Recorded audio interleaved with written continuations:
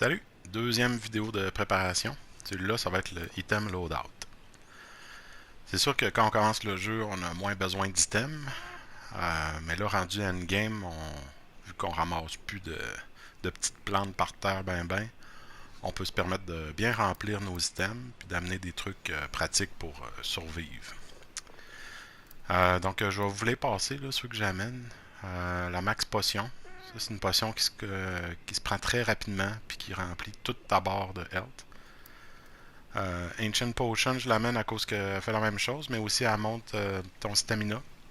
Donc si t'arrives à m'amener pendant ta quest puis tu perds du stamina, ben, tu peux te prendre une Ancient puis t'es reparti. Les bonnes vieilles méga potions. Dust of Life pour aider tes partners qui sont mal pris. Tu t'entraînes pas beaucoup, mais c'est pratique de sortir ça. Là. On colle une petite poudrette. Ensuite, des flashpods.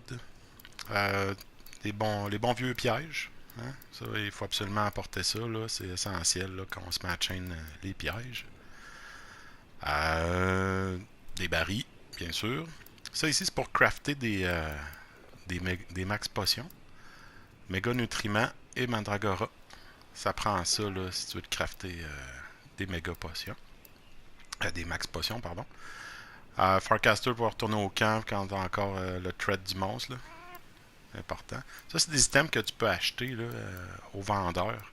Ça monte ton attaque, puis ta défense de façon passive, juste à les laisser dans ton inventaire. Fait que c'est très pratique. En bas ici, du Dash Juice quand je joue à la bow. Mega Demon Drug, Mega Armor Skin. Ça, c'est des buffs là, qui durent très longtemps. Là. On parle d'environ 1 heure. Là, fait que si t'as pas de healer qui te buff, ben c'est bon d'avoir au moins ça.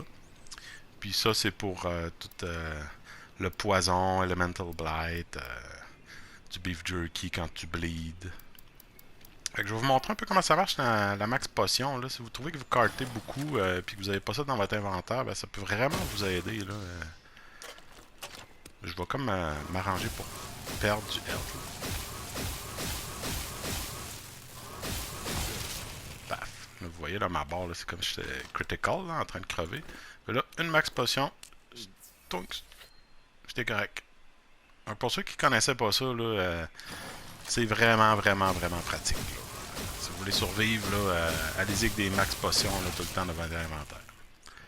Puis quand ta barre est rouge de même, là, en fait, juste prendre du Astera Jerky, tu reprends tout le dommage que tu étais en train de perdre, là, qui revenait tranquillement. La barre rouge, dans le fond.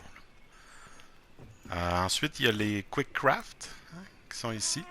Moi, là, je me mets toujours les max potions près, proches. Puis là, ici, je peux toujours m'en crafter un petit peu. Mes mantles sont là.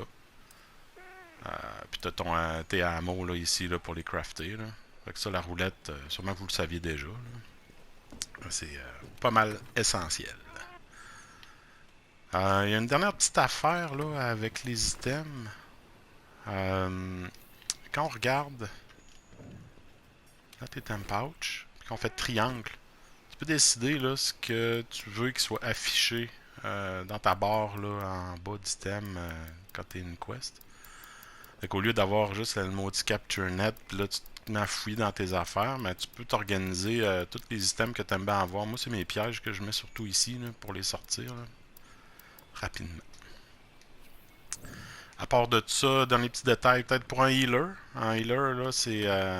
Il faut toujours qu'il traîne du miel.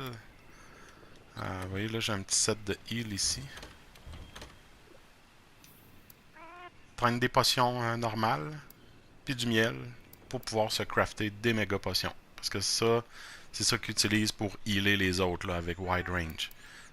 Les max potions, ça marchera pas, là, malheureusement. Donc, ça fait le tour. Fait que, bye bye.